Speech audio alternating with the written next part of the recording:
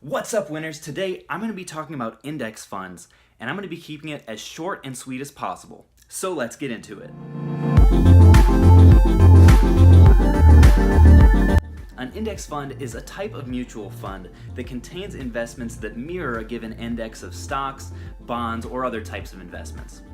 For example, the S&P 500 is an index that's designed to match the US stock market. So an S&P 500 index fund would contain small investments in each one of those 500 companies. Investing in this type of index fund allows you to achieve growth very similar to the market as a whole, while not having to pick out individual stocks. Another important element of index funds is that they're not actively managed, which translates to lower management fees for you and I, as well as lower overall turnover of the stocks in your portfolio. So I hear you saying, Caleb, why would I put my money into an index fund when I can give it to a fund manager who will pick all the latest hot stocks for me? And the simple answer is you will win more.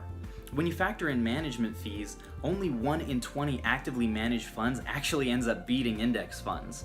This illustrates just how difficult it is even for financial professionals to consistently beat the market.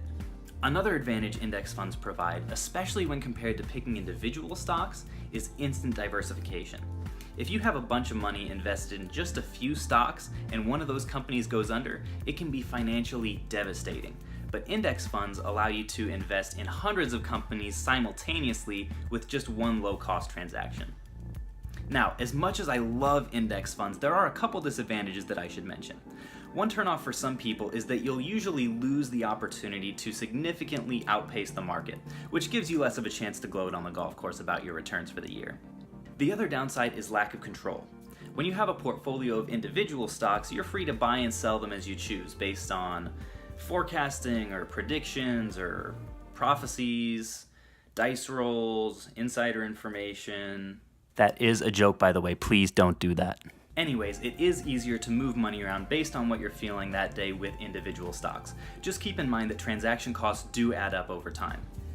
Now, as for me, I'm going to stick with my low-cost index fund because I know I'm definitely not as smart as the pros, and most of them don't even match the market over the long haul either. Today's community Q is, are you a fan of index funds? And why or why not? It tends to be a polarizing topic, so I'm excited to hear you guys' thoughts on it. Thank you so much for watching, and as always, if you have considered opening your own index fund and have been putting it off, guys, please start now.